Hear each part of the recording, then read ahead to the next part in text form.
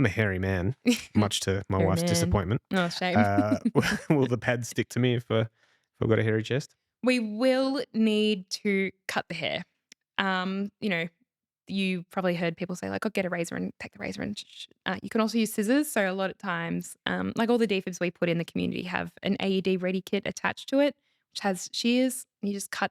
Basically, what you don't need to like completely make the person like shiny and fresh and looking like a baby, but you need the hair out of the way so that the gel can stick. So Mhm. if you've got like, if you tried to stick it to the top of my head, that gel is not sticking to my scalp. It's just Yeah. going to stick to the top of my hair. Same concept with body hair, right? You need it to be short enough that it can at least get mostly on the body.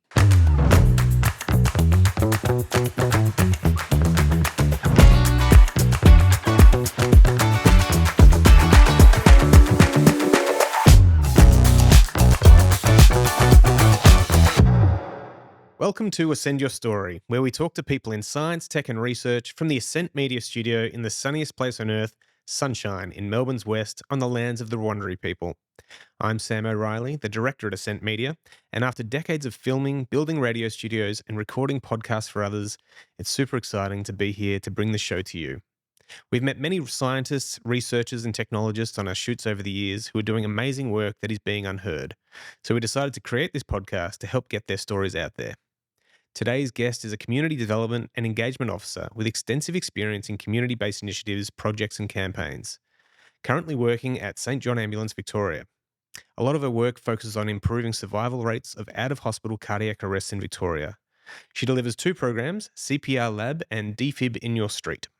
She is passionate about everyone in Australia learning CPR. Marj Devereux, welcome to Ascend Your Story. Woo, thank you. Very exciting. Marj, has there been a pivotal moment in your life that inspired you to get into this area? Yeah.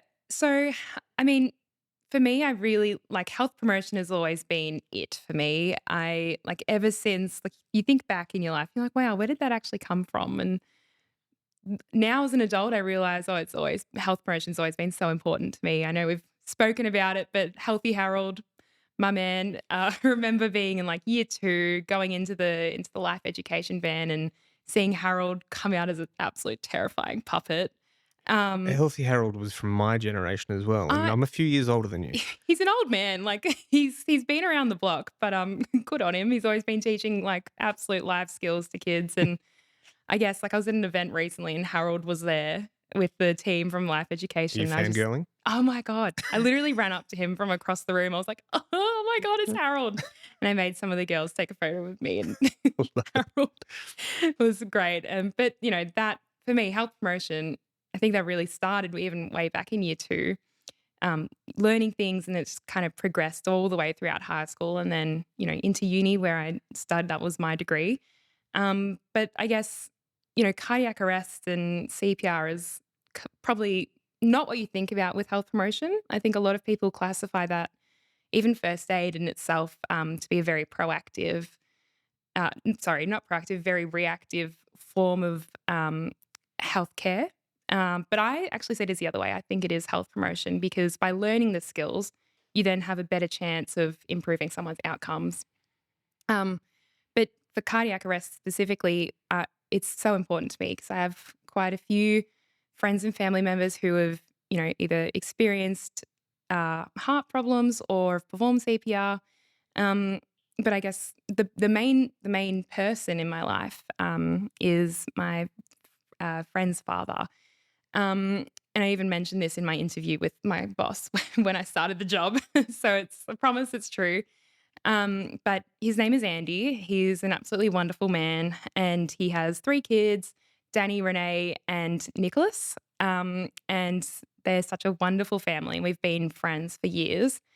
Um, but a few years ago, so before I started at St John, um, so for context, Andy's always had heart condition and has always had a few like issues, like cardiac issues. But I remember a few years ago there were like our group chat was basically like going off. It was going a bit nuts. And the girls were away on a trip and I wasn't able to be there. But from what I was gathering, I could tell that Andy was really unwell. Um, Anyway, I didn't really know what had happened until a bit later, and it turns out that Andy had a cardiac arrest, in his bed, and then his wife Leanne and Renee, the middle daughter, had to perform CPR. I had to pull Andy off the bed, perform CPR, call an ambulance, while they and, like, were actively involved in his care while they were waiting for paramedics.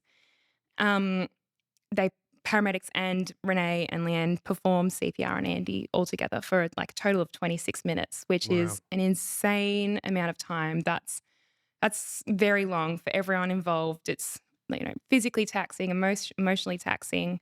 But because they were able to act so quickly, and Leanne and Renee both already knew how to do CPR from, learning, going to courses and having that prior education because we were all also volunteers. Um, they were able to save his life with paramedics.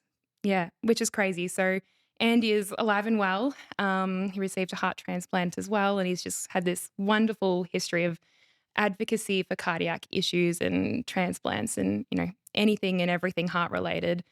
He even came and spoke at the Defibrillator Street Sunshine launch, which was so nice. It was really, really cute to have him there. I had all my friends and got to take my friends' parents to work. It was really cute. But yeah, I think that for me really highlighted the importance of, having everyone understand why learning CPR is so important and why cardiac arrests are such a big issue in Australia, especially. I think not many people understand how many cardiac arrests occur, and that they can happen to anyone. And sometimes we don't know why. Sometimes we do, like maybe someone has a pre-existing medical condition that, opens them up to, in like potentially an increased risk of cardiac arrests. But other times it just happens. And I don't think enough people know that and understand that. Yeah. That's a pretty full on story, and amazing that he survived after 26 minutes. Yeah. Um, Crazy. Like not common. He's lucky.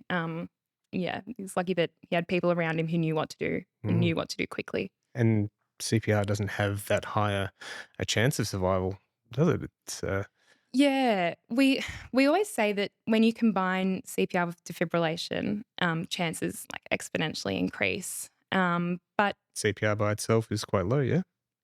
yeah, it is. However, it is the action, like the one action you can take that will drastically change someone's outcome. Like obviously, if someone's just lying on the floor having a cardiac arrest actively, that is the one action that you can take that will dramatically increase their chances. So, while survival rate is somewhat low, rather and like I guess CPR, yes, it won't fully say, yeah, 100% you're going to survive.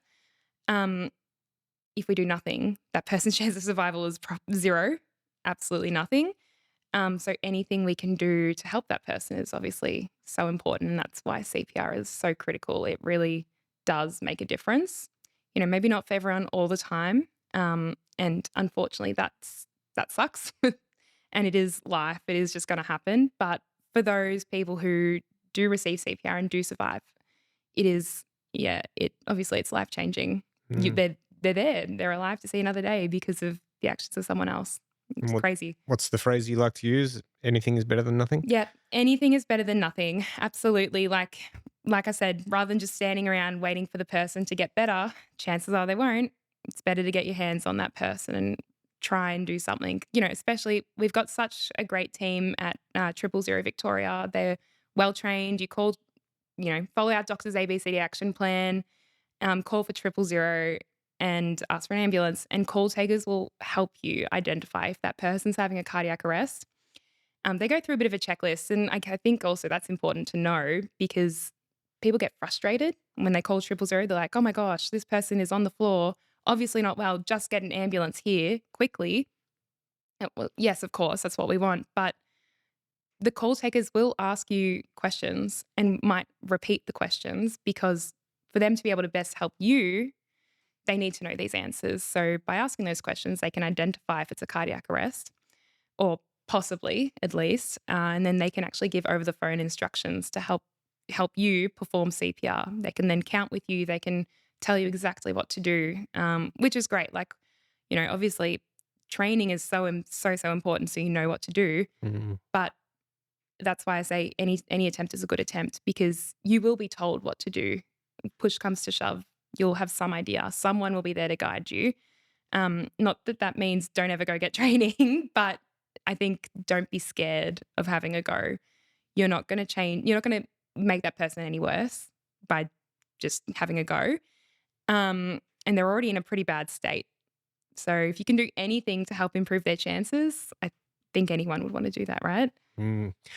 When we last did our CPR refresher, they mentioned that Triple O might put a click track through the call Yeah. to give you the beat. Yeah, it's almost like a metronome, like or sometimes I've heard, recorded calls where, like, the call takers will, like, count with you and Mm. for you, which is helpful. So you like the idea is that you call them and then you place your phone on speaker near the person so you can keep assessing them, and then they'll give you instructions. So you don't need to remember staying the beat to staying alive or highway to hell as Highway to hell? No. I mean, if you wish, my personal whatever's going to favorite work at the time. literally, also Baby Shark, Baby unfortunately, also works. We've found a lot of the kids love that one, especially they come over and they start singing it and, get the idea. But, Yeah. oh my god, that's an earworm. Bothers me. I have a 3-year-old. I'm very aware. Yeah, there you go. I don't Perfect. I don't hate it as much as I thought I would. Baby Shark. Now, Good. you mentioned you studied in the area. What did you study? I have a degree in public health and health promotion. Mm. Yeah, very interesting. It, provided me a lot of different skills, I guess, and it's a very specific degree. Like I could have done health science majoring in health promotion, but I'd always known that I wanted to do health promotion. So I was like, oh, I might as well do the most absolutely specific course there is, and just One of the few people that I know that has studied in exactly where they're working. literally, I know, isn't that crazy? I think only like when I graduated, only 140 people were doing the course with me. Mm. So it's quite small, but when you know, I guess. But yeah, it provided a lot of skills and it was good because now now I've realized like community education is where my passion is. Public health is so important, but it's not necessarily something that I feel like I want to do. I'll leave that to someone who actually loves research. Mhm. I'm not going to knock research. It's so important and I do enjoy doing it, but it's not something I want to be doing every day. I love that I'm in a job where I can, get out into the community, talk to people, go install defibs on people's homes, go out and teach CPR to kids or, do a whole lot of other really random things that I've managed to find myself doing in this job. And it's great. I wouldn't change it. I love community engagement. It's something that I think a lot of people think, oh, I work a desk job. Like I could never do anything different. I'm like, well, you're probably just not in the right desk job. Like Mm. traditionally, I think that is where health promotion and public health sits. And, through COVID, a lot of people see these public health professionals making decisions and recommendations, and they're like, oh, they just sit in an office and just make decisions that look best on paper. And I'm like, yeah, we're people too. We love interacting with people and we love getting to know our community and like genuinely trying to do what's best for everyone. Um, and that's like I love that. I love being able to just get out and chat to people and then actively see the work you do make a difference in the community. I think that's really special Have you ever had to perform first aid on someone? all the time. Oh. I also like outside of my job, I'm a guide leader. So I have a unit with Girl Guides Victoria. I have like 5 to 10-year-old girls who are absolutely wonderful. But as you know, the 5 to 10-year-olds, they love running around, love falling over. So I've done a lot of first aid through guides, but then, it seems to just follow me. Like, I don't know why, but I've just found myself recently in a lot of instances. And I promise you, I'm not pushing anyone or like trying to get my skills into action. But it was quite funny. Me and some of the girls in my team were at a dance class last night and we were just having fun dancing.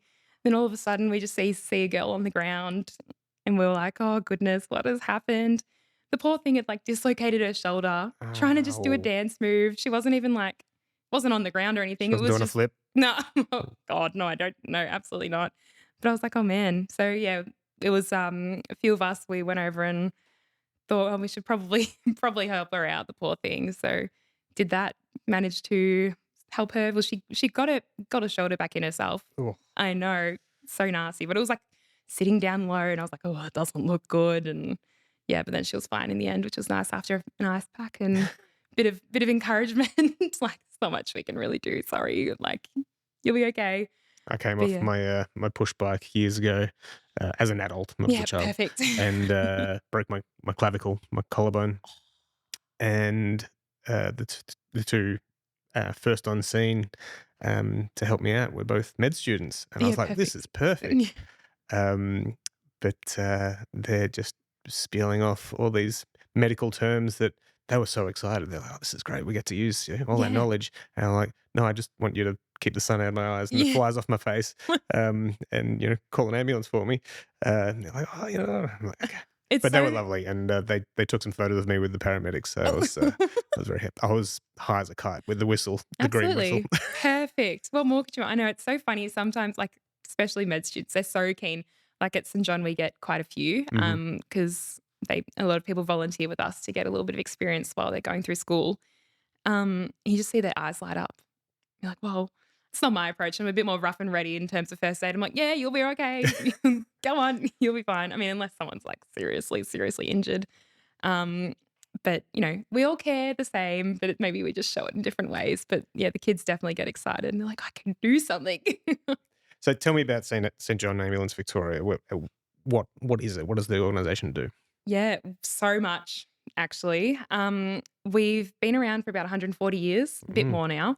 It's 100 years of youth this year, actually. So we've had youth members for so long, almost a century, not even almost, definitely a century. But the organisation started off as Victoria's first ambulance service, which is mm, also super cool. So we did a lot of the running around back in the day. But now our organization's a bit more contemporary. We do a lot of different things. Primarily, you probably see our team out in the community at events. They're the team in green. Always got all the cool first aid kits, and they have the little wheelchairs that they push around. That's our event our event health services team. Beautiful people. They are all volunteers, volunteering their time. But, most importantly, they're all trained. Well, they're all trained, but some are healthcare professionals mm, already. Like we get a lot of doctors, paramedics, nurses who, already probably in the hospital so many days out of the week. Yet here they are again, volunteering their time to still go out and help their community and save lives where they can, which is so, it's just so heartwarming that these people want to spend all their time helping out our community. It's wonderful. So they're the best. Love that team. But we also do a lot of other things as an organization. That next, I won't say most important because everyone's important, but maybe well known is probably the better term is our training mm, side of things. We do a lot of first aid training. That is like almost our main focus. We provide accredited courses that people can book into, and we've got a wonderful team of trainers who are very passionate about what they do and are very knowledgeable. We also have products, so we sell a lot of first aid kits. Probably seen us around. We do get a lot of stuff in Aldi and trying to think where else. A few other places. We do a lot of online stuff as well. We also have a new store in Eastland, in the east, which is a bit far away from sunny sunshine, but that's also super Hey, fun. we're a worldwide podcast, Yeah, so worldwide, that's Ringwood, worldwide. Victoria, Australia, Southern Southern, Hemisphere, yep, close to Earth. Antarctica. But yeah, that's probably our next well-known area. But then we also do non-emergency patient transport.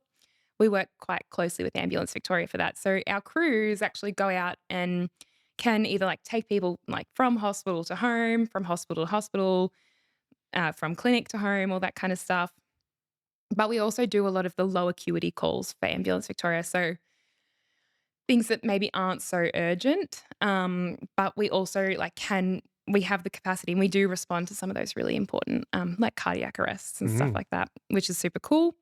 But that's our non-emergency patient transport team, which also includes our coroner's transport service.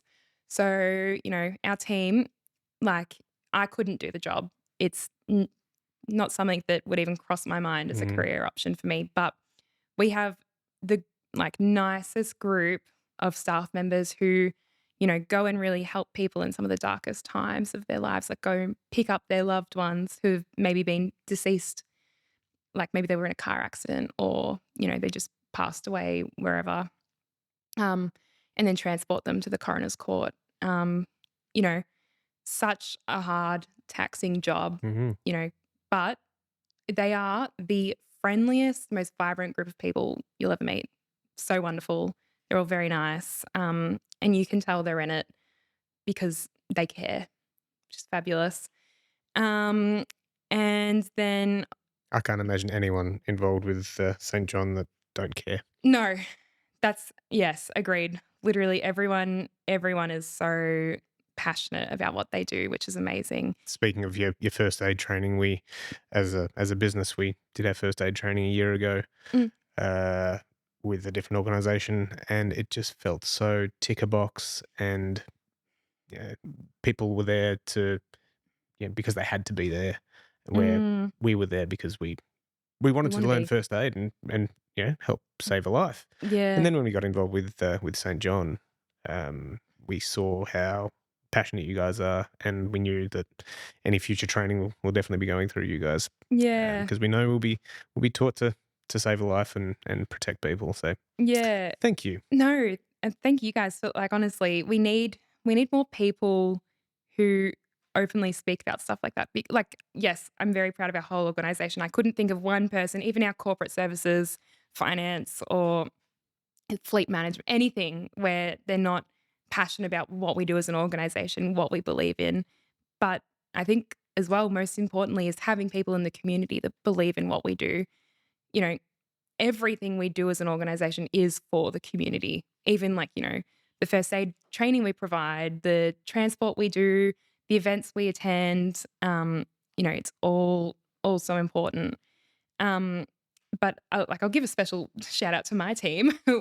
We are, like, I sit in the marketing and community team at St. John with the most beautiful bunch of women that you will ever meet. They are all so incredibly passionate and lovely, and nothing's an issue, which is fabulous and exactly what you want.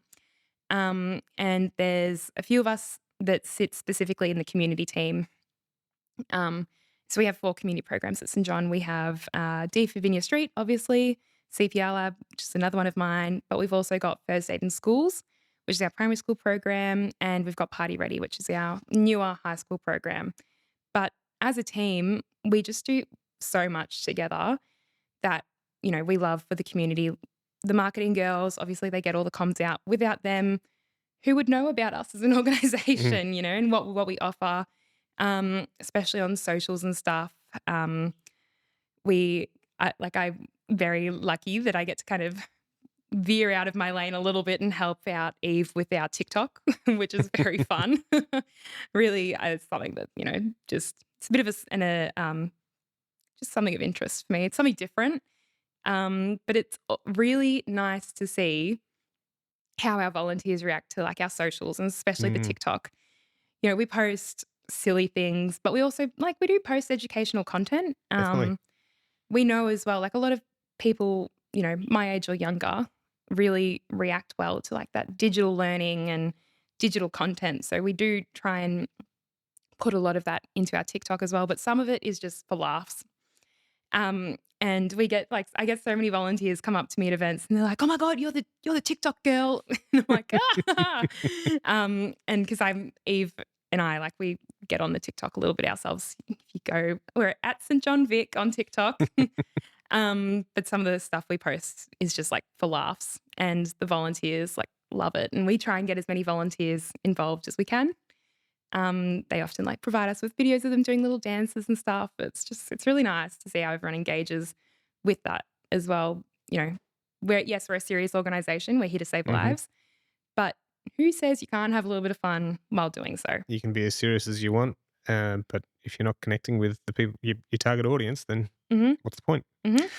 So you've got these two programs that you work with, CPR Lab and Defibrillator Street. First, tell me about CPR Lab.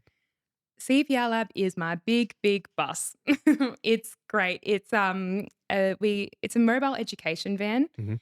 And we can take it anywhere across the state, and we go to local events in the community, and we basically just teach people CPR in 10 minutes. It's not accredited. It's important to note.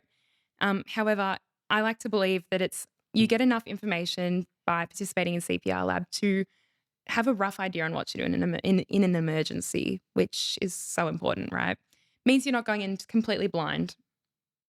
And hopefully some of that information will stick with you if you are faced with someone who is having a cardiac arrest, or you'll at least know what to look for and when to call 000. So then 000 can take over and really help out there.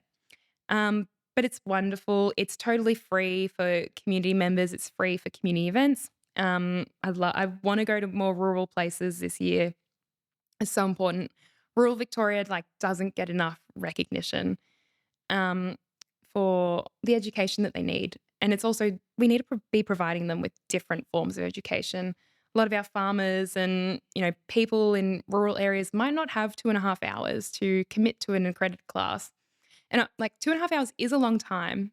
So, if we can take the education to them and shorten it and make it really digestible, hopefully that will, encourage at least a little bit of extra learning. Mm. What we find is CPR lab, the kids love it. They see it in the local event, they run up and they want to have a go. They want to get their hands on the mannequins. I didn't really explain that, did I? I just kind of jumped straight to explaining how good it is. But So it's a bus. it is a bus. And we, basically pull up at an event. We have our 6 mannequins on the ground. We've got our trainer defib so we can teach a little bit about defibrillation as well. But these mannequins are special ones that give you live feedback, so they connect to the screen.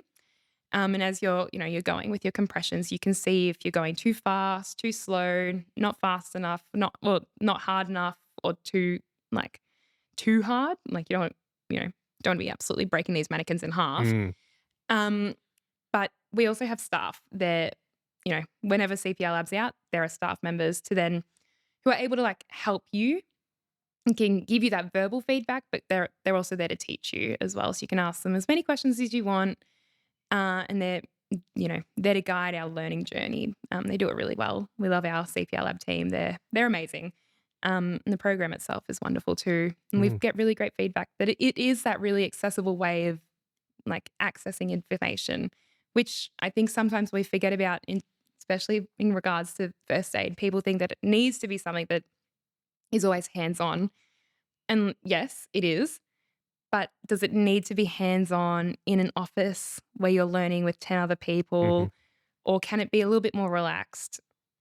I would say yes. I think that's actually quite important as well. Accommodation is crucial in reaching all community members. Mm. One size doesn't really always fit all. Yeah, so that's the benefit. We did a little refresher with CPR refresher with you guys, the unaccredited one, Mm, and it was very short, but we learned so much in a short amount of time. mm, I've done CPR training in my first aid courses, every 12 months or so, mm. but you forget, and just getting your hands on and feeling the depth that you need to go. And what I find really interesting is it's not just the speed, is it? It's No. how deep you go, and if you do go too fast, then you're not building up the pressure. And Yeah. if you go too slow, you're not building up the pressure. It needs to be the right depth, right speed Mm. to keep things pumping. Yeah. And people panic. They're like, "Oh, I'm not doing it properly." And you're like, again, going back to any attempt is a good attempt, and you'll Mm, always have someone to guide you if you've called 000. Um, but that's why this non-accredited stuff is so important. mm, It gives you those little reminders. If you've done your class recently and you see CPR lab out and about, I'd still say go and have a go.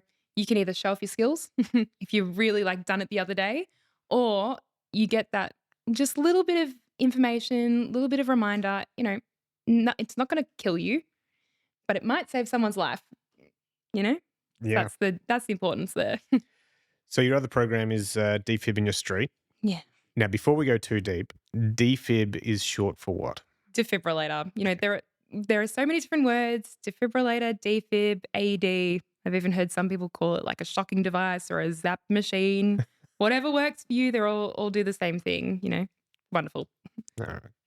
So yeah, defib in your street. What's the program all about? Wow. It basically, essentially, in a very, very small nutshell, increasing survival rates of cardiac arrest in Victoria. Expanding on that, we recognize that there are some suburbs in the state that have higher rates of cardiac arrest than others.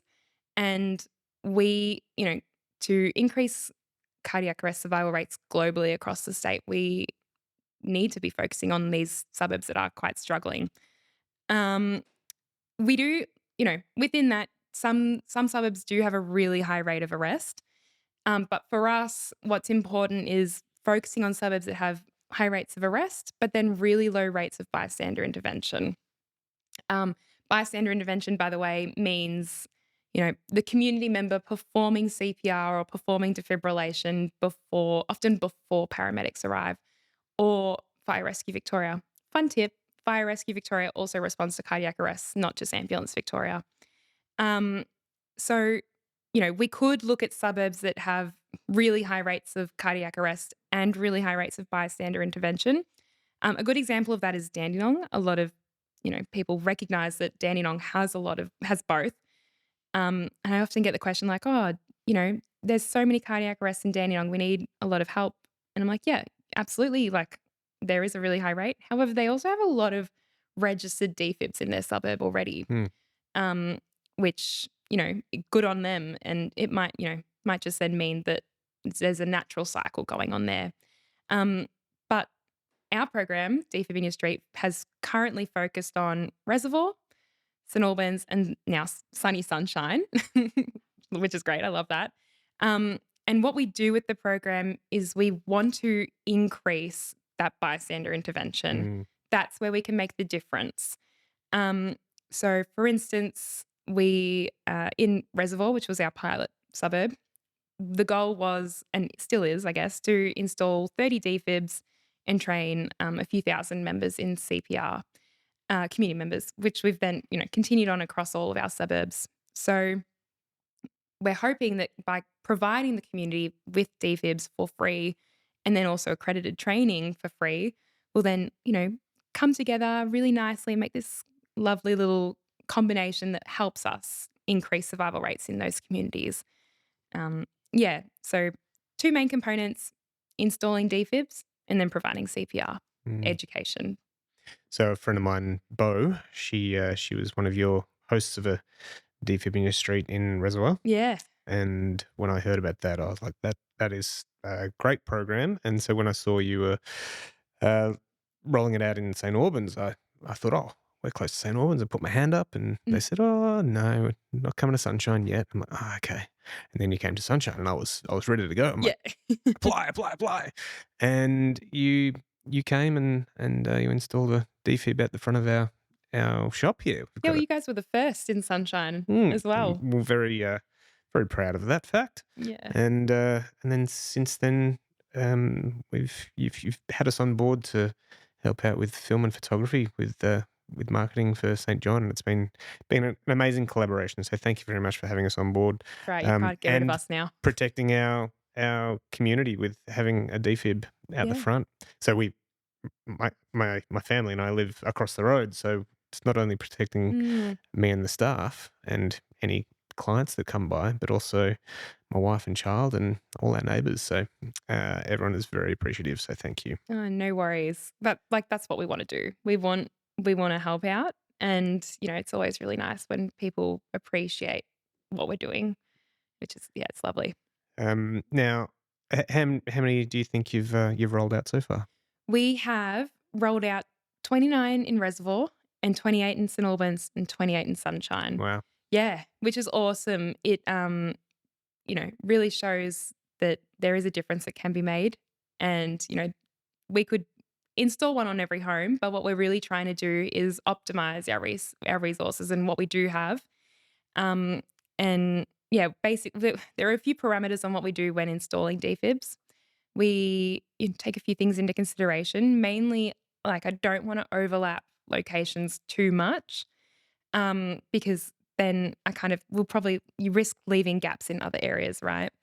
But then also making sure it's visible from the street. So the one on the front of your shop is like probably the most visible could ever be. It's right at the front.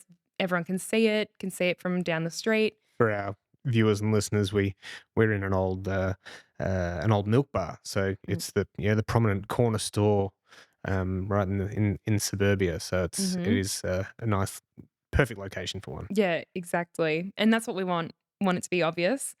Um, and yeah, so we also try and place them like so if you can imagine a dot and then a 400-meter radius, we try and place each defib so that the 400-meter radius doesn't overlap too much. You know, some overlap Hmm. is understandable and to be expected, but our program aligns really well with Good Sam, the Good Sam app. Have you heard of Good I've Sam? heard of it, Okay. but yeah, tell us more about Yeah, it. Good Sam is delivered by Ambulance Victoria, and basically, whenever there's a cardiac arrest or if someone calls 000, it sounds like it's a cardiac arrest or could be.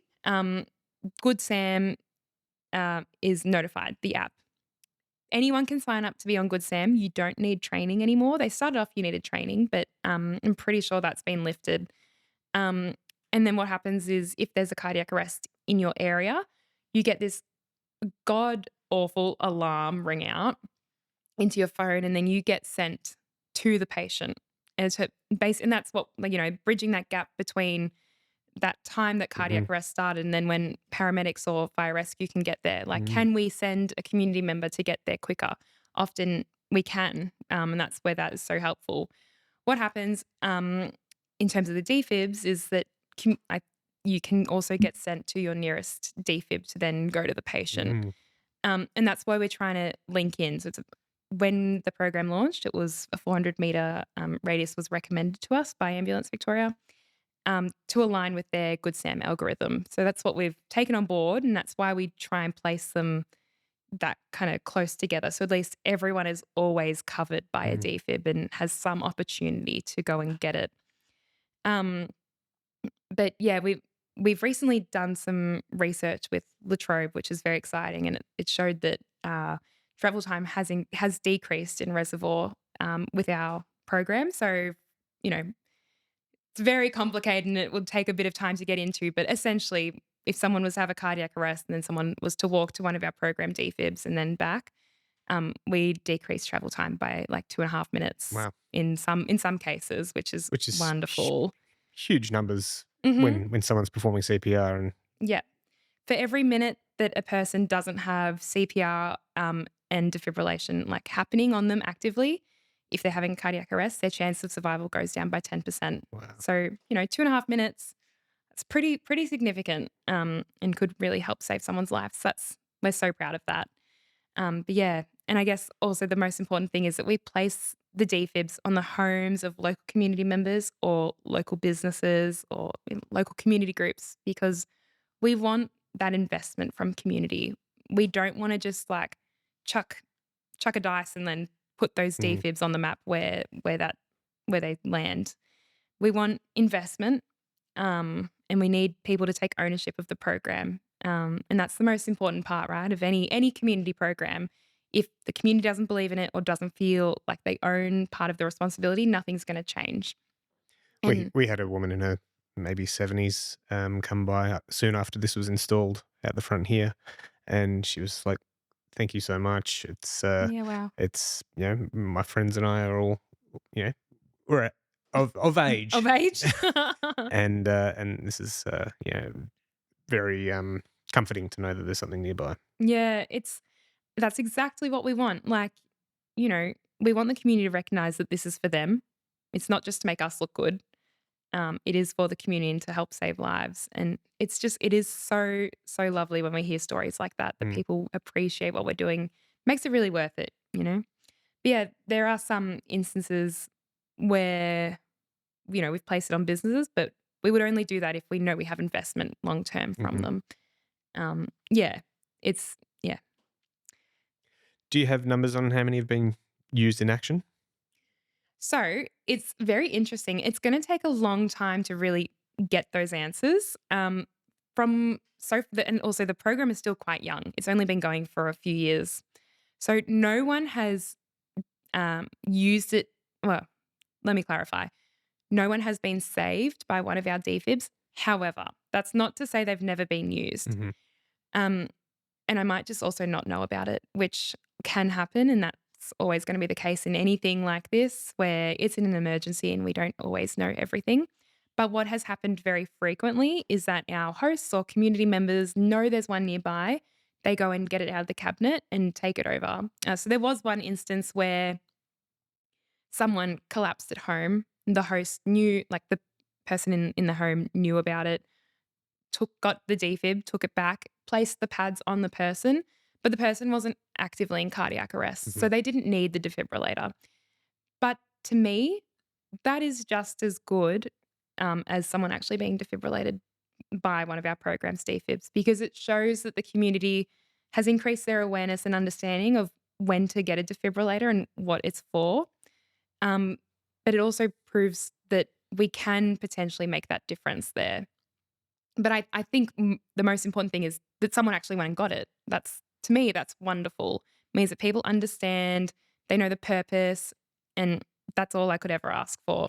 Even if none of them are ever used, the fact that people know and the knowledge is so important too. It doesn't have to be one of our defibs. If someone is at the local shopping centre and uses the shopping centre's defibrillator on someone, but they do that because of our program, Mm. to me, that's just as a good outcome as someone using our program's defibs. Mm. Now, for the audio listeners only, Marge has a defib next to her, and I thought might be good for you to just talk us through how one is used. Now, Yeah. don't forget, it's not just not everyone's going to be watching this, so No, yeah, talk yeah. us through it. I'll talk. I'll yap while I do this.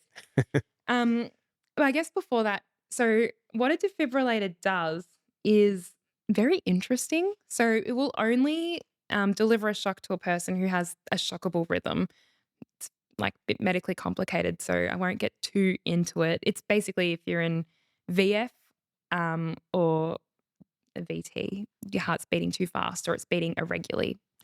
Um, what a defib will do is it will send a shockwave into your body, into the heart, that actually stops the heart.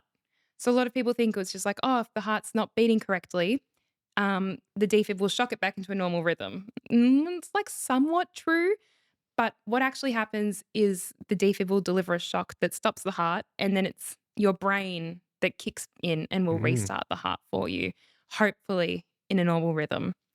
Um, and if also, even before that, cardiac arrests and heart attacks, something as well that gets a little bit complicated and, we don't always understand. For me, when I'm explaining it to people, try and keep it super simple. A heart attack is a plumbing problem with the heart. So, you might often hear people be like they have a blockage or, something of that nature. That's a heart attack. Whereas a cardiac arrest is an electrical problem with the heart, which is where we get into that either beating too fast or beating irregularly. Um, a heart attack can turn into a cardiac arrest if it's left untreated, but a cardiac arrest can't become a heart attack. Okay. That's the difference. Defibs can't be used on a heart attack. They need different medical interventions unless it has then become a cardiac arrest. So then we treat it a little bit differently. Hmm.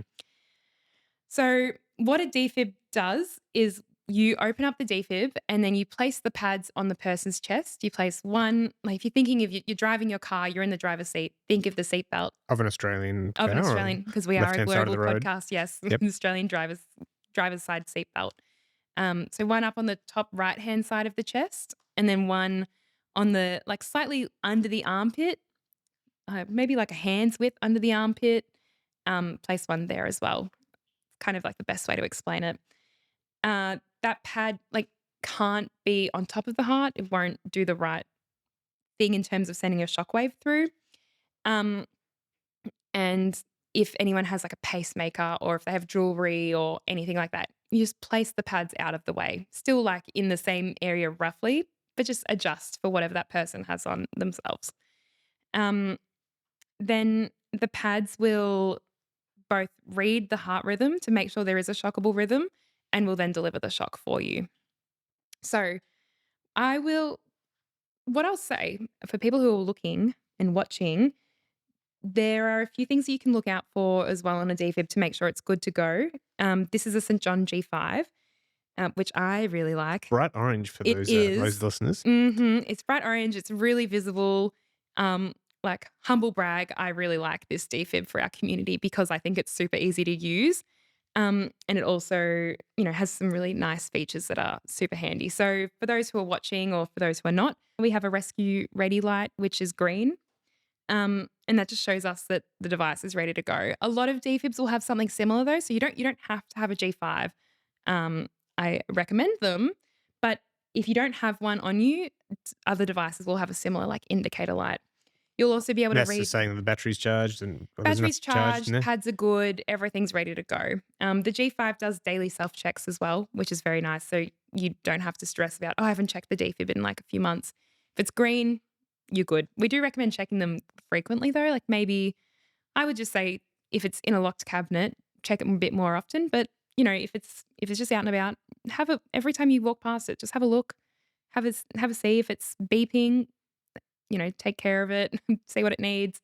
Just make sure it's always ready to go.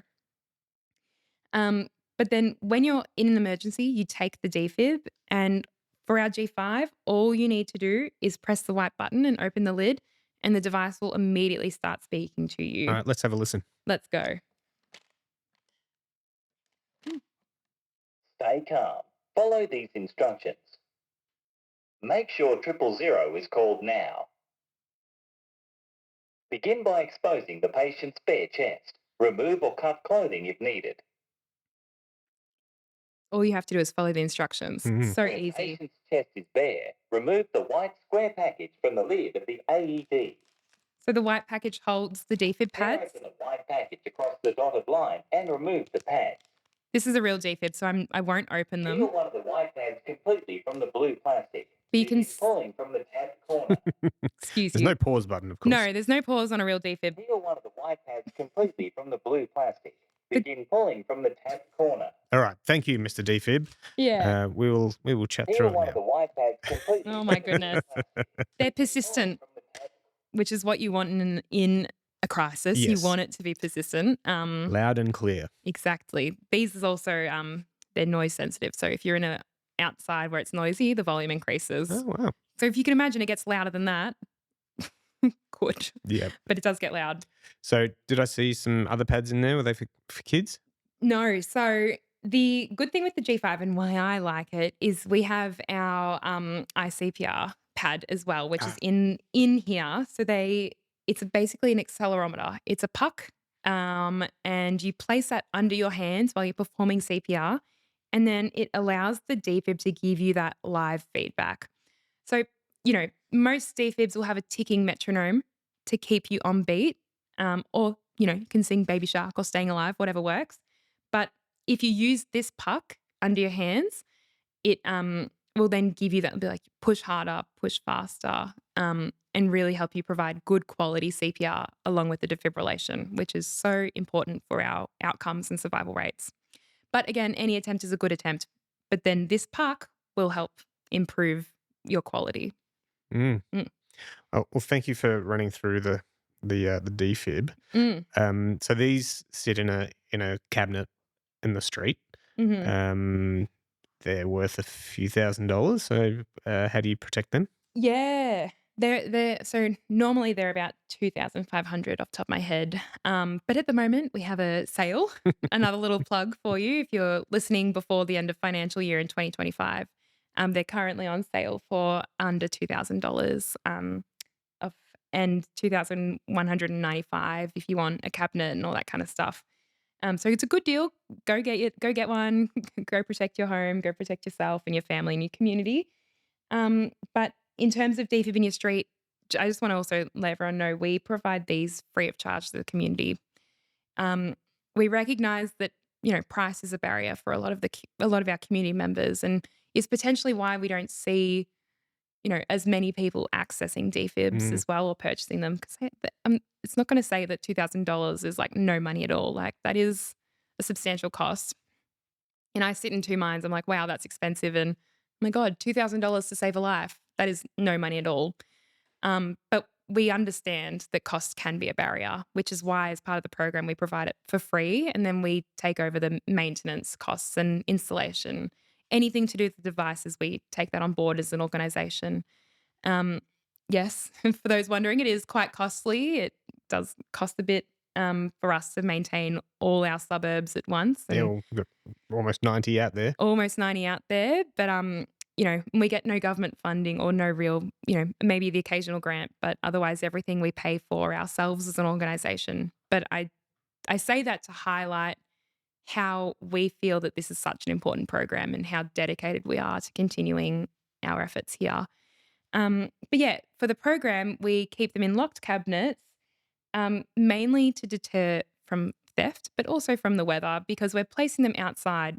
And I think that's, I touched on it a little bit, but all our defibs as a part of the program must be available 24/7. Mhm.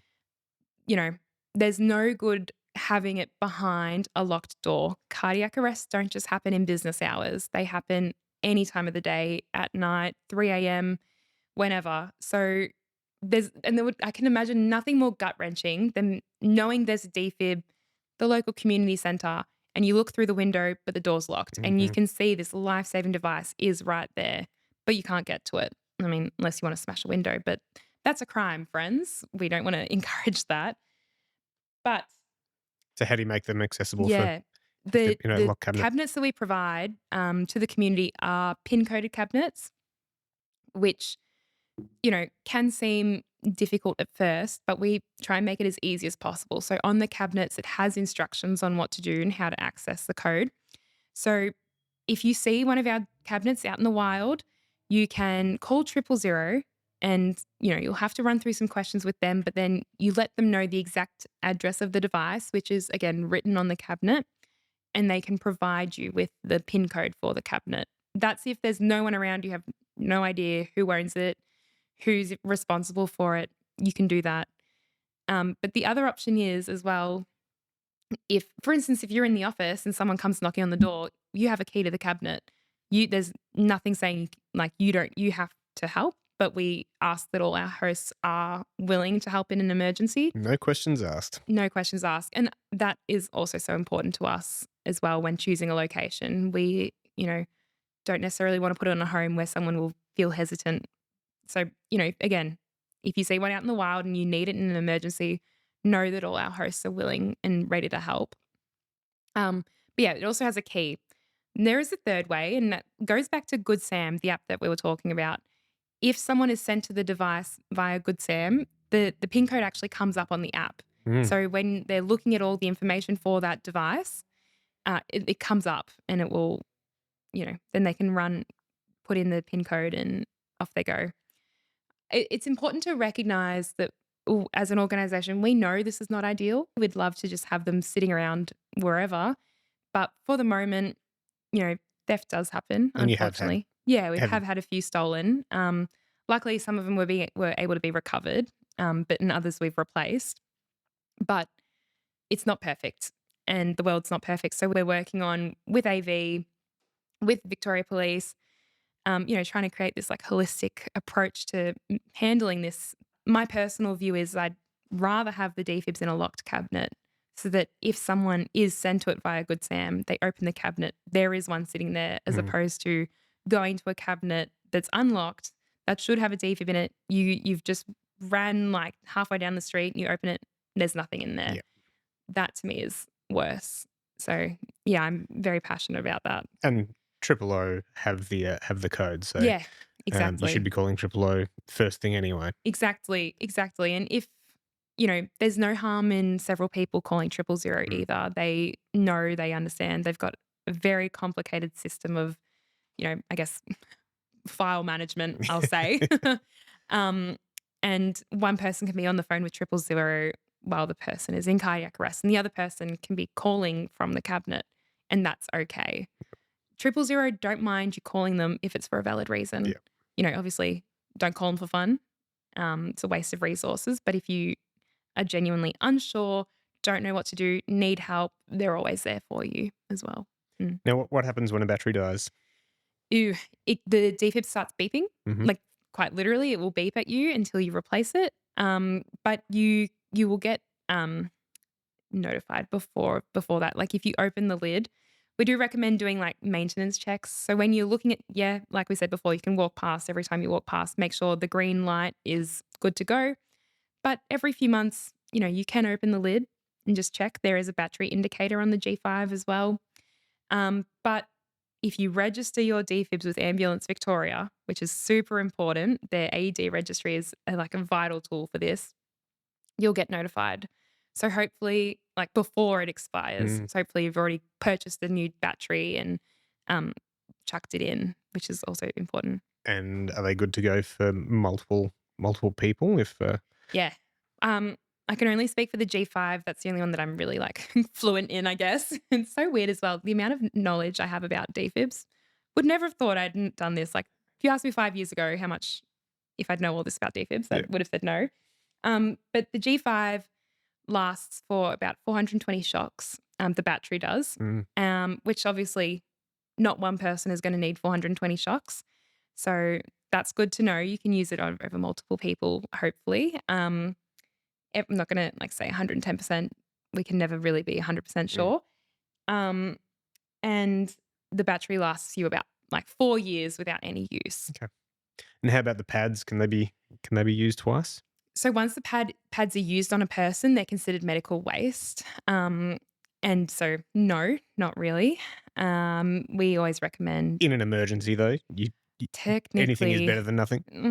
yeah, I won't 100% confirm, Okay, but not going to hold you to yeah, it. don't hold me to that. But yeah, like the pads.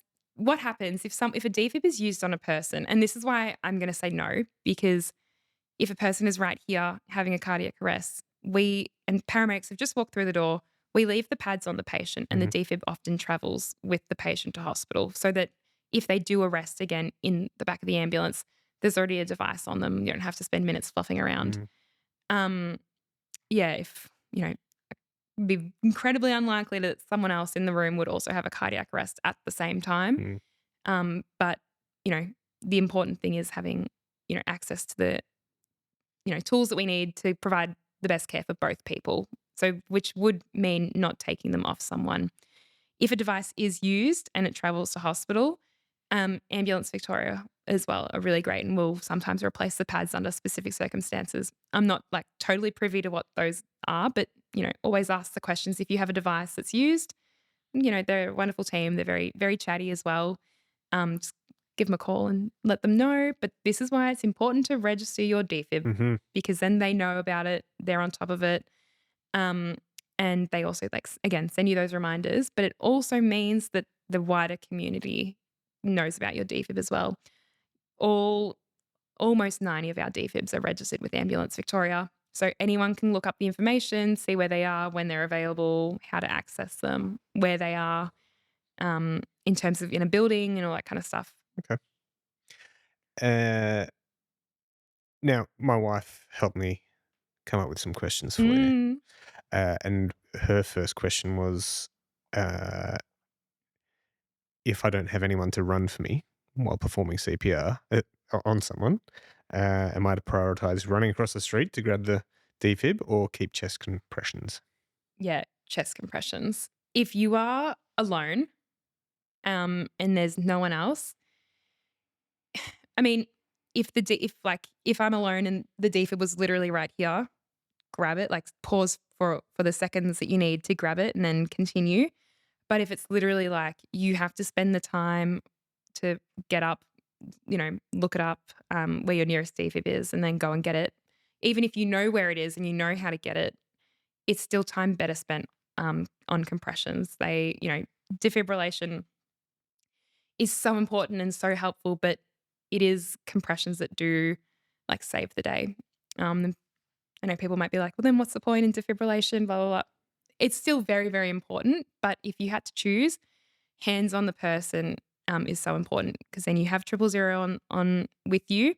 And if you can keep compressions up, then by the time paramedics arrive, or again, fire rescue, they'll have a device and they Mhm, can help you out. Like, for instance, going back to my friend Andy and Leanne and Renee, they didn't have a defib. Would the outcome have changed if they did have a defib? Possibly. But 26 minutes of continuous compressions saved Andy's life. Um, so yeah, I wouldn't pause compressions to go run and get a defib. I'd keep going, and then hopefully, by the time you're on the phone, paramedics are on the way, you're hopefully yelling out for help. Hopefully someone hears you, and then you can then direct them or swap CPR. You can do that as well. You can get someone to Mhm. take over, and then you go get the defib. Um, that's more effective than just leaving the person unattended. Chances are that person could pass away by the time you've gone and come back, and then it's even harder to or not pass away, but the heart could completely stop. It's harder to get them back from that, whereas continuous compressions, can save their life. Mm. Thank you for the Yeah, tell your wife no. yeah. Uh, Call Triple O, and Mhm. Triple O will notify Good Sam. Yeah, that happens automatically as So well. So as soon as it's in the that'll system. get you the assistance you need to get that defib. Exactly. So there are like it sounds really grim that like, oh, I'm all by myself, there's no help coming. It's not necessarily the case. There are processes already in place to account for exactly that scenario. Mm, Why we put them not on every home is because you're hopefully never really alone. It is incredibly unfortunate, but hopefully there's someone either on their way, someone you can call, um, anything like that to really do that work for you. mm. Mm. Now, you do get kids pads as well, don't you? You can. What if the defib doesn't have a kids pad? Totally fine. Kids pads are often smaller, and that means you can then put them in that, seatbelt position. But you can also just use regular adult pads on a child if you put them front and back. So the middle of the chest, back of the back, like middle of the back, on a child, and that will, still work in a similar, like it will be effective, and that's how you're meant to do it for kids. Um, yeah. So if you only have adult pads, that's okay. Mhm. Don't panic. And what if the pads are expired? No, I didn't know. Yeah, if the pads are expired, depends. It does depend. I'm not gonna say, "Oh, you've got pads from 50 years ago. Perfect, you are good to go." But say your pads are only a month out of date, you can still, use them. It's obviously absolutely not ideal, but again, if that's all you have in an emergency, just you, your friend, your defib, and their expired pads, like, you know, try. It's either gonna help save the person or the person will pass away. Probably more of a best before date rather than an Yes. expiry date, yeah? Yeah, exactly. What happened like, with the pads have, sticky gel, and often the expiry pads relate to the gel itself, and how well it adheres to a person. So, we say a few things. You need to shave the person's chest, make sure they're dry before you stick the pads on. And what can sometimes happen if a pad's expired, the gel, especially on the corners, might not be as adherent. Mhm. So you might not get the best sticky on the body, which means the shock might not be delivered as Mm. effectively and stuff like that. But again, register your defib so you get reminders, and then you can stay on top of the replacement schedule and stuff like that. Now I'm a hairy man, much to my Hairy wife's man. disappointment. Oh, shame. Uh, will the pads stick to me if I've got a hairy chest? We will need to cut the hair. You probably heard people say like, "Oh, get a razor and take the razor and." You can also use scissors. So a lot of times, like all the defibs we put in the community have an AED ready kit attached to it, which has shears. You just cut. Basically, what you don't need to like completely make the person like shiny and fresh and looking like a baby, but you need the hair out of the way so that the gel can stick. So Mhm. if you tried to stick it to the top of my head, that gel is not sticking to my scalp. It's just Yeah. going to stick to the top of my hair. Same concept with body hair, right? You need it to be short enough that it can at least get mostly on the body. What's the hardest thing about running this program? Ooh, good question. I think the hardest part is really advocating for the importance of the program. We believe in the program, our hosts believe in the program, but then getting the wider Victorian community invested is equally as important. And it is tricky because some people will be like, oh, like, why would I spend that much money? Why do we need to provide free CPR? I'm like, well, because do we want survival rates to keep increasing or not? Like, no. Hopefully everyone's answer to that is no. But we have the stats and the data to show people that cardiac arrests are ever increasing. And here is a tangible way that we can do, like something that we can do to help increase survival rates. And making sure we get that messaging across the state is, so important. But that's why having amazing hosts like you guys is so helpful, because we want the community to spread the message. Like, I can come on a podcast, or I can film my own video and just repeat the same things until I'm black and blue in the face. But it's so important and so more moving to hear it from, you know, like-minded people and people who live in the area and who experience it themselves. So, that is a challenge. Not everyone understands, or it's not always a priority for everyone. And that's okay. But hopefully down the line, everyone can see how important it is as well. We also get a lot of people being like, oh, you need to come to X, Y, and Z very rich, affluent neighborhood. And we're like, absolutely. Like, everyone deserves equity in healthcare, but equity also means we go to the suburbs that might not have the resources to Mhm. access our services. So again, it's explaining that and saying we don't want to go necessarily where the money is. We want to go where we can make the biggest impact, statistically, but then also, in people's everyday life. Like, why would we not? Mm. That's a challenge. But also then another challenge is getting people into CPR classes, I guess. We provide accredited classes as part of the program for free. So they're normally like almost about $90 per person for the 2.5 hour course. The fully accredited provides CPR. And, you'd be surprised at how many people go, oh, I like don't want to spend that much time doing a class. And you're like, why? It's free. You learn how to save a life. And the people who get it, and I love it. Mm. That's super handy. But I don't want to target the people who get it, because you probably already would have gone to a course. Like for you guys, you said you already had done training with a different provider before the program. I want to target the people who have no clue about any of this. And that is often really hard. It's hard to explain something because it's always also not a priority for people. You know, making sure their kids are educated, or getting physical exercise. That's what people often think about in terms of, you know, longevity of life and all that kind of stuff. But these are life-saving skills, and ramming that point home is hard. Making sure people realize that it is a priority. And I think that comes from explaining that cardiac arrest can happen to anyone, anytime, anywhere. Um, but yeah, that is hard. Like, we always have class spots open, especially in all the suburbs that we go to. Um, and then it's making sure people come and know about them as well. Like, we do our best to advertise where we can, but getting local councils involved is so important. Getting word of mouth as well, and we've done it well. But there's always room for improvement. There's always new people that we can train, and reaching those, I guess, as well, marginalized communities, and you know, especially people who might not speak English as their first language. Unfortunately, you need to be able to speak English to obtain accreditation in CPR, or Mm. at least take directions in English. And that's not a St. John decision. That's like, you know, nationally, it's a national requirement. Um, which means that then we're, missing out on such a large portion of Mhm. people. We do our best to fill that gap. We can provide community education and community presentations to those groups. And, if needed, we could get a translator in. But it's then spreading the message to those communities as well.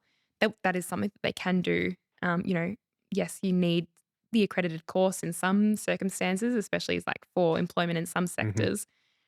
But that's not the be all and end all. And making sure that people know that as well is so important. What's something you're really proud of from the program? I am really proud of just our hosts and how wonderful everyone is and how supportive of everyone is.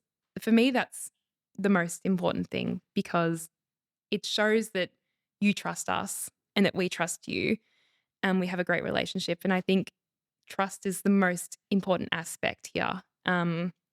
We don't want to be a band-aid fix. We're here with the like defib in your street is a long-term Mhm. solution. We don't want to just be like, you've got your defib, see ya. Like, we want that relationship, and that is what will change people's perceptions and lives. And I think, it just proves that at any point throughout the day, like, I could send an email to all our hosts and I will be like, "Hey, can anyone do X, Y, and Z for me?" I will always get a response, which is amazing. Like, for instance, we did a few interviews with Brimbank City Council, and I was like, "Hey, does anyone want to be interviewed? You put your hand up. Wonderful." A few other people did as well. Um, It made it into the the council newsletter, yeah.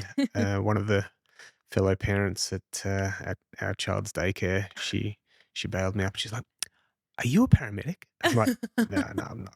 She saw it and she, like, could recognize that there was something else there, Yeah, which is all we could really ask for is that acknowledgement of the program and, people wanting to make a difference.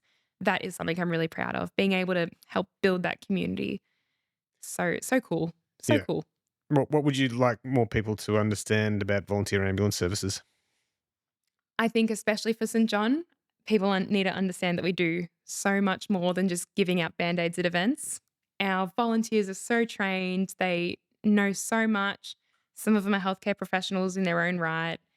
And as an organization, we do so much. But I think the most important thing is understanding that we are here for you, for the Victorian community.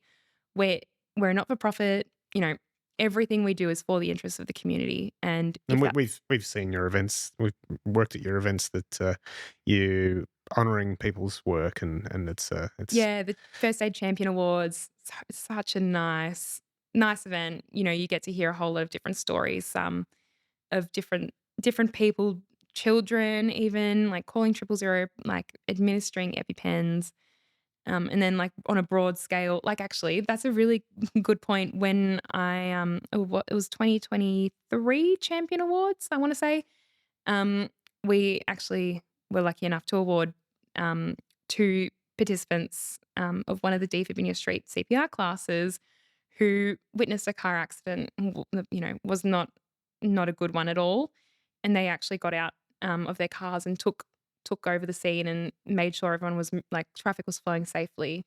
And they told us, like, we knew what to do in that circumstance because of, like, the Deep in Your Street CPR class, which is so nice. It's another instance of, yes, like, maybe a defib hasn't directly saved someone's life, but the skills and in the knowledge that someone training. obtained from the program is saving lives. And I think that is, important. Um, Knowing for our volunteering, we do so much more. But then if that's something that interests people, we're always looking for new volunteers. Feel free, get involved. And we've just got so much as an organization that people can get involved with. If doesn't even you don't even have to be passionate about health. I mean, obviously that is so helpful, but you know, there's always our youth program and getting kids in early and teaching them the importance of CPR and first aid skills. And then you could be an adult supporting them in that space, or you can be at an event and go to some really cool events. Like, I've been at a few festivals as like a festival goer. And I always see, like, my little friends in green and they go, "Hey guys, like, I'm off the clock, but hello." And then they're all ready to, like, they're there having fun, enjoying themselves, but they're also serving their community there Helping too, which is people. super cool. Yeah. Or you can, get involved with Defib in your street and Mm. become a host, attend CPR classes, host a defib, or, broader than that, do some training, like, go do whatever class you need to do. We also, like, as an organization, we offer e-learning, you know, maybe not as in-depth as the hands-on accredited training, but again, it's like enough information to hopefully at least tick over the little brain cells if you haven't done training in a while, get yourself refreshed and understanding on what to do. But then we often find that sparks people's, curiosity, and they go, "Actually, you know what? I am gonna go do an accredited class." You're like, "Great. Good. Perfect, as you should," which is nice. What's the website to check out classes and all the other services you provide? stjohnvic.com.au. There we go. STJOHNVIC. No S. No S. A lot of people go, "Oh, you're St. John's," which is fine. But then when it comes to, like, actually finding our stuff, Yeah. we drop the S. No St. John's. stjohnvic.com.au. Mhm. Beautiful. And what's got you excited for the future? Oh, so many things. We're starting to enter the research space as well, which is so good. We've like just finished the Australian Resuscitation Council's conference, the Spark of Life conference, the past weekend. Got to hear so much, so many exciting ideas coming out of that space too. Um, and even we're fortunate enough to get up and present the research we did with Latrobe in Reservoir, and everyone was so encouraging of that. But I think for the program, we are not stopping at 3 suburbs. We'll keep going. We have a 4th suburb in mind, which is a secret for now, but you'll find out soon. And again, this is not a band-aid fix for the Victorian community. So we aim on keep continuing our rollout every 12 months to a new suburb in need. And I would so excited for in the next 12 months, we'll have 120 defibs out in the community. And then after that, we'll have another 30, 150, which is an incredible amount. And, you know, hopefully there's a future where most Victorians understand the importance of CPR at a minimum. And at best, there are defibs all over. People know how to use them. People know what they are. People have got their training done. Maybe we've got CPR in schools. Like that's also something we're advocating for as an organisation. Why are we not educating our school children in the curriculum to do an accredited CPR Mm. course? People go, "Oh, kids are too young." Yeah, but like they're also not silly. Like credit where credit is due. These kids are smart, and they also don't have any of the biases that adults have that go, "Oh, I don't need to do like a class that's only for people who work in healthcare." Mhm. Kids don't know any of that, and they're so willing to learn. They love it. Hopefully we can get that mandated, but we also really we want to mandate as an organization, and I'm sure a lot of the other emergency organizations do as well. We want to mandate defibs in public spaces. It's not the only way we'll increase survival rates, but having them handy is so important. I don't know if like recently during was it Comedy Week, someone at the Palais Theatre unfortunately Mm. like passed away because there was no defib around Oh, at wow. a theater with hundreds of people.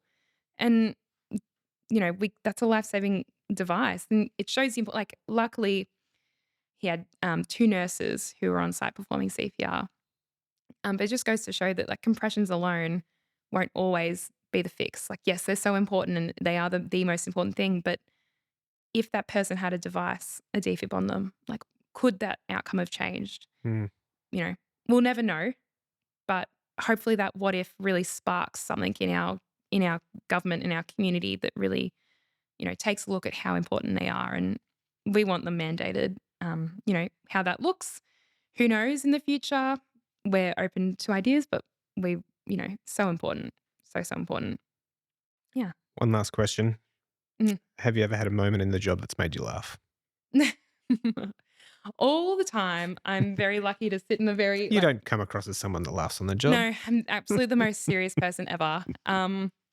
I'll tell you a very funny story actually. It happened very recently. To toot my own horn, but I'm our deputy chief fire warden. So I have a hard hat Love it. and I have a vest, or sorry, apparently they're called a tubbard, more Hmm. appropriately known. But we had a fire drill the other day and I have my little megaphone that sits at my desk. Who gave me a megaphone and a radio? I don't know. It's not my decision. Actually, I know exactly who it is. Shout out our chief operating officer, Peter Ayres. I said to him, I'd only become a fire warden if I could have a megaphone. And he's like, well, only the deputy then. And I was like, perfect. Promotion straight away. But we had a fire drill that went exceptionally well. Got everyone out of the building in 4 minutes. And I got to use my megaphone outside. That was hilarious. It was so fun. That's awesome. Yeah, of Well, Marj, thank you very much for coming on the show and course. to ascend your story. Yeah, thanks for letting me yap for so long. Just yap, yap, yap. Thanks for having us. And thanks again for, helping spread the message of the program and showing everyone how important like we as an organization are, but then having the skills and the knowledge is equally as important. I definitely feed off your passion, so thank you very much. No worries. Cool. Thanks. Thanks to the Ascent Media team for putting the show together. Jonathan Brown, Michael Nguyen, and Nico Scott. I'm Sam O'Reilly. Ascend Your Story is an Ascent Media production. We tell the stories of amazing people in science, tech, research, and more through video, photography, live streaming, and podcasts like this one. You can see our work and check out all the other episodes at ascentmedia.com.au.